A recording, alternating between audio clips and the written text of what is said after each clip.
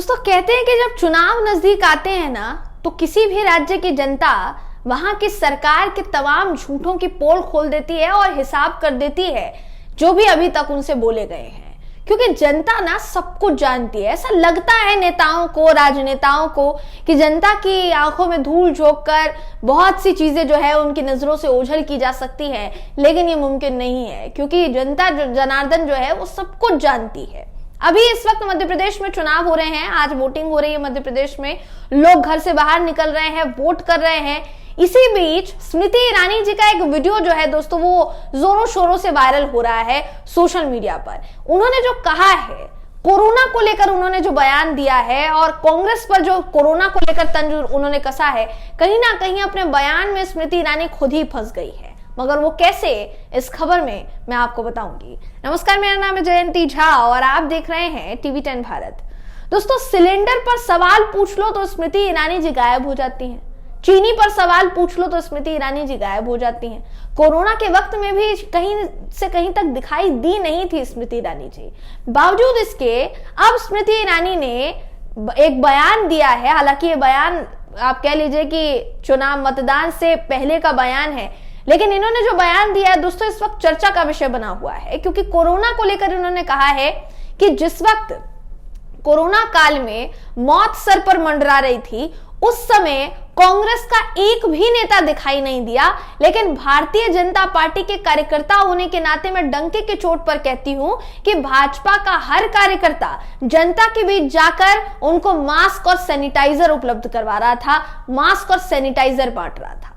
ये स्मृति ईरानी ने बयान दिया है दोस्तों। यहाँ पर मैंने आपको बयान बता दिया, उनका वीडियो नहीं दिखाऊंगी, लेकिन अब जरा बताते हैं इनके दावे की जो पोल है वो कैसे कांग्रेस नेत्री अलका लांबा ने खोली है। आपकी स्क्रीन पर इस वक्त अलका लांबा का ट्वीट मैं आपको दिखा रही हूं। आपको समझ में आएगा कि किसने मदद की और किसने कोरोना के नाम पर घोटाला किया, या अभी इसको कह सकते हैं आपदा में अवसर तलाशना। आपदा में अवसर किसने तलाशा ये आपको समझ में आएगा। अलका लांबा लिखती है कि एक नंबर की झूठी औरत जिसकी नौटंकी अभी तक चालू है। कांग्रेस के कार्यकर्ताओं ने क्या क्या किया ये दिल्ली देश के लोग भली भांति जानते हैं। बीजेपी नेताओं ने क्या किया सबूत सहित पेश कर रही हूं। थोड़ी भी शर्म बची हो तो चुल्लू भर पानी ले लेना और उसका क्या करना है वो वही लोग बता देंगे जिनके अपनों की लाशें गंगा जी में बह रही थी। जाहिर है, देखिए सवाल उठेंगे। इन्होंने जो स्क्रीनशॉट शेयर किए हैं दोस्तों वो इस वक्त आपके स्क्रीन पर है।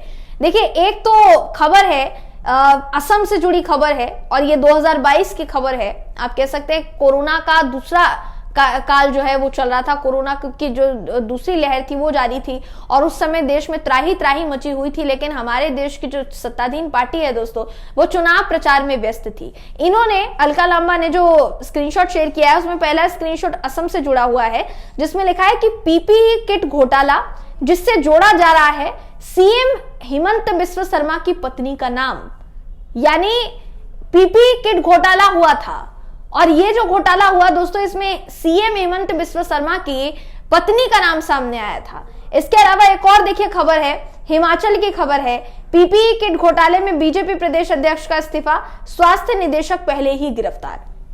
खबर थी कि हिमाचल प्रदेश में हुए पीपीई किट घोटाले में राज्य के बीजेपी प्रदेश अध्यक्ष राजीव बिंदल ने अपने पद से इस्तीफा दिया और घोटाले से जुड़ी अधिकारी की बातचीत का कथित ऑडियो क्लिप सामने आने के बाद स्वास्थ्य निदेशक को पहले ही गिरफ्तार किया जा चुका था। बिंदल ने इस्तीफे में कहा कि मैं सिर्फ उच्च नैतिक मूल्यों के आधार पर इस्तीफा दे रहा हूं। तो इस्तीफा क्यों देना पड़ गया जब आपने कुछ गलत नहीं किया? तो जब तमाम बीजेपी के कार्यकर्ता जनता के बीच जा जाकर मास्क सैनिटाइजर बांट रहे थे, कांग्रेस का एक भी नेता नहीं खड़ा था, तो फिर आखिर उनको इस्तीफा क्यों देना पड़ गया, ये बड़ा सवाल है दोस्तों। दूसरी बात इन्होंने कही कि एक भी कांग्रेस का नेता नहीं था जनता के बीच। क्या श्रीनिवास बीवी को ये भूल गई? कांग्रेस, यूथ कांग्रेस के राष्ट्रीय अध्यक्ष हैं।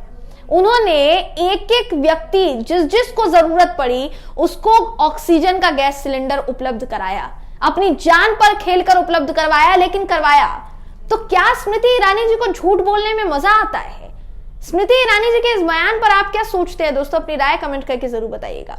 वीडियो अगर आपको पसंद आया हो तो वीडियो को लाइक कीजिए, शेयर कीजिए, चैनल को सब्सक्राइब करना बिल्कुल भी ना भूलें। फिर मुलाकात होगी आपसे अगली वीडियो में, तब तक के लिए नमस्कार।